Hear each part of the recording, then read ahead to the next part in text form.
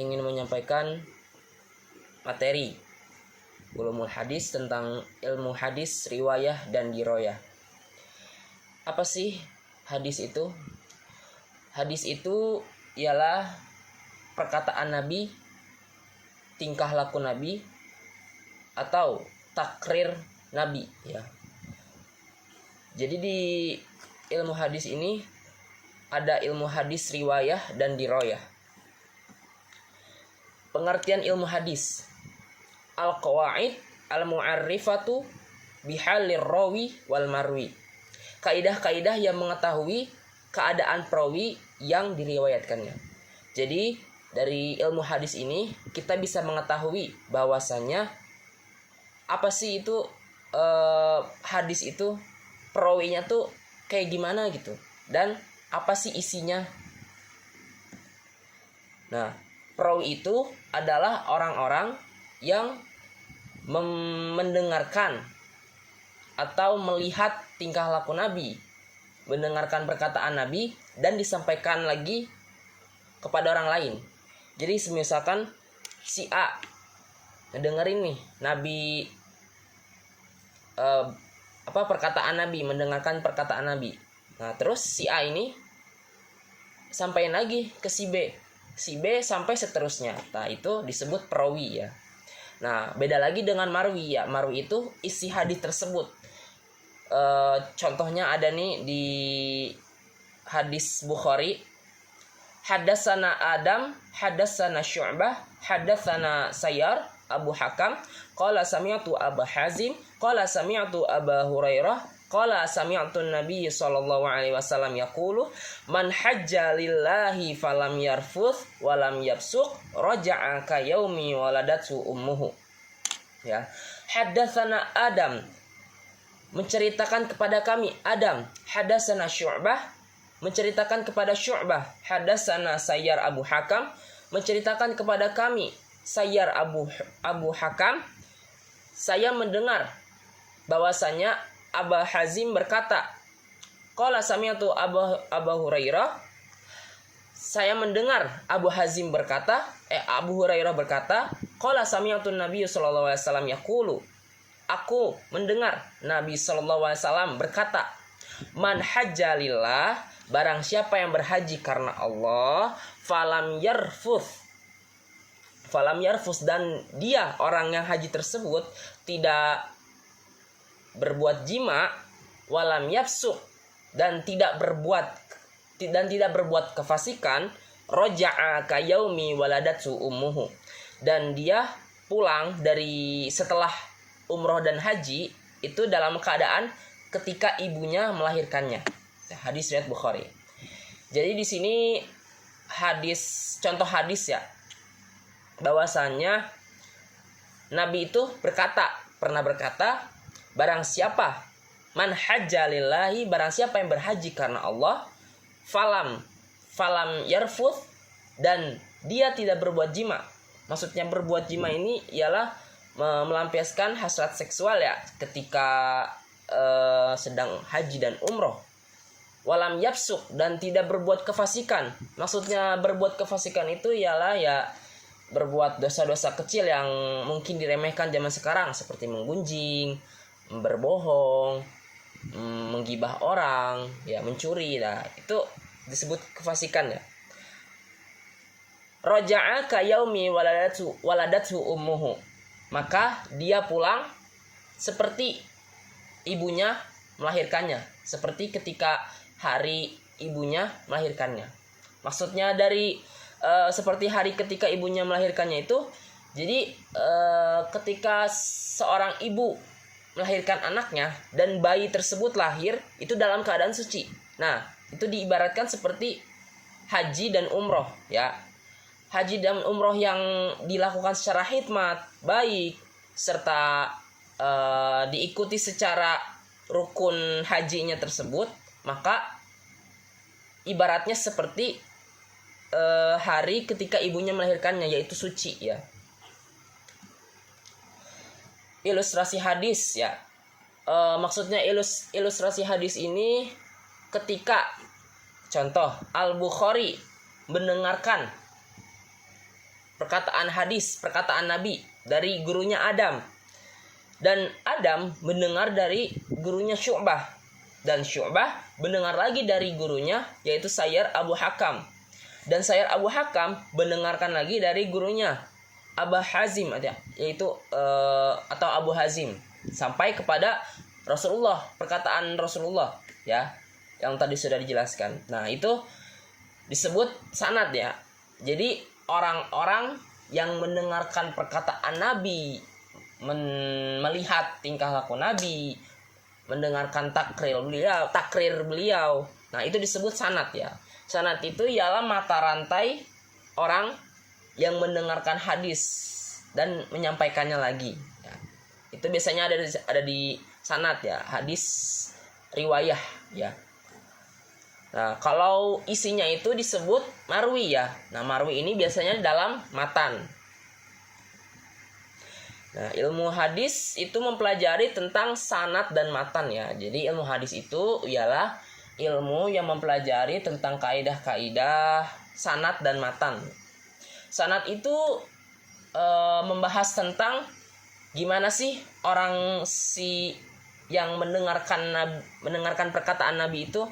Semisalkan kalau dia berbohong, membuat kefasikan, tidak jujur, tidak adil, maka si hadis tersebut tidak dianggap. Maksudnya itu bukan tidak dianggap, tidak di ACC gitu ibaratnya, tidak diterima hadisnya tersebut ya, karena seorang perawi itu dalam klasifikasinya itu harus berkata jujur, tidak boleh berbohong, adil, dan yang paling penting itu ingatannya baik ya.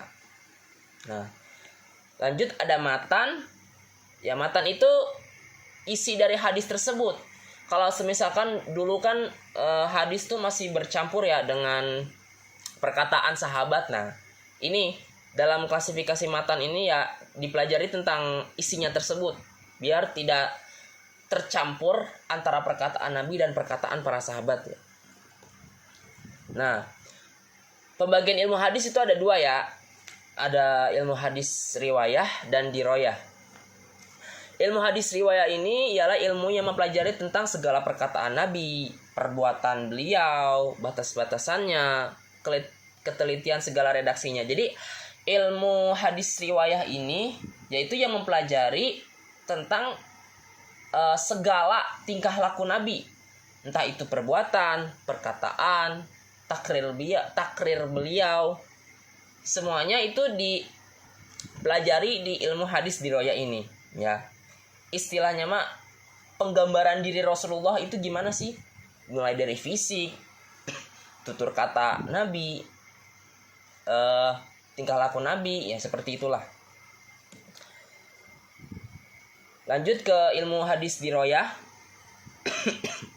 Ilmu yang mempelajari tentang hakikat periwayatan, syarat-syaratnya, macam-macamnya, hukum-hukumnya, keadaan para perawi dan syarat-syarat mereka, macam-macam periwayatan, hal-hal yang berkaitan dengan periwayatan ya. Jadi ilmu hadis diroyah ini ialah ilmu yang mempelajari tentang si periwayatnya ini. Jadi semisalkan ada hadis yang kalau namanya tuh hadis palsu ya semisalkan sanadnya tidak sampai, sanadnya yang tidak jelas, kelas diuji tapi tidak masuk kriteria. Nah, ini pelajaran klasifikasinya di ilmu hadis riwayah ini. Maksud dari hakikat periwayatan itu ialah memindahkan berita dan menyadarkannya kepada orang yang membawa berita ya.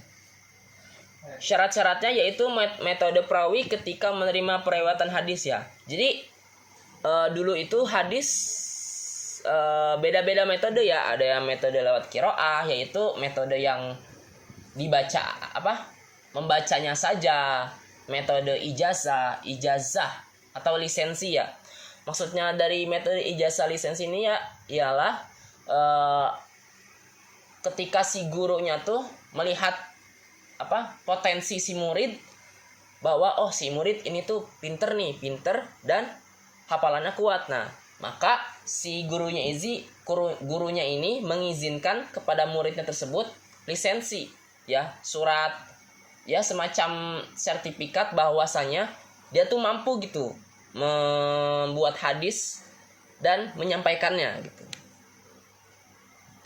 Lanjut, ada hukum macam-macamnya. Apakah periwayatan tersambung atau terputus? Nah, tadi sudah dijelaskan. Kalau semisalkan seorang yang ingin membuat hadis, maka dites dulu nih, diuji dulu si orang tersebut tuh cocok atau tidak, bagus atau tidak, bohong atau tidak, ya. Lanjut ke objek pembahasan diroyah. Nah, ilmu hadis diroyah ini ya meneliti sanad dan matan dan kualitas hadis diterima atau ditolaknya. Jadi kalau misalkan ada hadis yang tidak jelas kriterianya, tidak jelas siapa yang meriwayatkannya, nah maka hadis ini ditolak mentah-mentah, ya, karena itu tidak jelas siapa yang meriwayatkannya. Sejarah perkembangan ilmu hadis riwayah dan ilmu hadis diroyah. Pada periode Nabi SAW, riwayahnya larangan menulis hadis khawatir bercampur dengan Al-Quran, ya. Nah, diroyahnya telah ada dasar-dasar ilmu hadis, yaitu dalam Quran surah Al-Hujurat ayat 6 dan Al-Baqarah ayat 282. Jadi pada masa itu Nabi Muhammad membolehkan tuh, ketika Quran masih turun berangsur-angsur, Nabi Muhammad membolehkan para sahabat-sahabatnya menulis hadis. Tapi ini kondisional aja, ya, pada masa kondisional aja. Ya, mungkin ditulisnya dari pelepah kurma, kulit binatang, ya, masih kondisional. Larangan dan kebolehan menulis hadis bersifat kondisional. Sahabat memiliki catatan hadis koleksi pribadi, ya. Koleksi pribadi. Jadi tidak bercampur dengan yang lain, ya, pribadi. Kayak misalkan kita ngoleksi lagu gitu, kayak gitu. Lanjut ke periode tabi'in.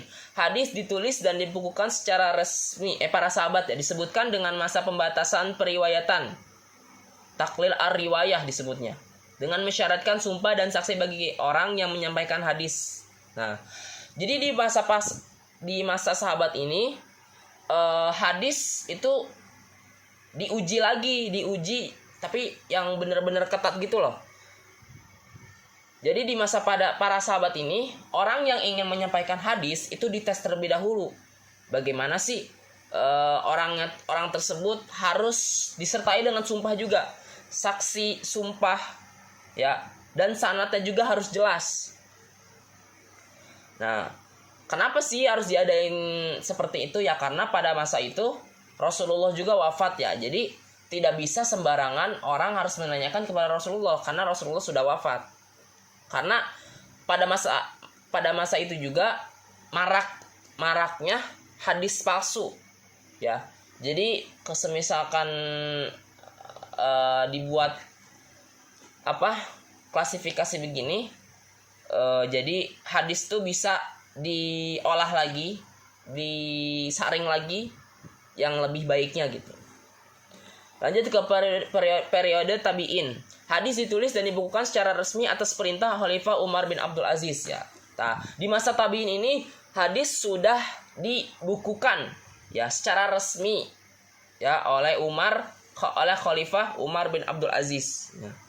Jadi di masa ini hadis itu sudah dibukukan. Jadi tidak melalui lisan-lisan lagi seperti periode sebelumnya gitu. Lanjut di masa tabi'in, masa kemasan atau kejayaan modifikasi hadis.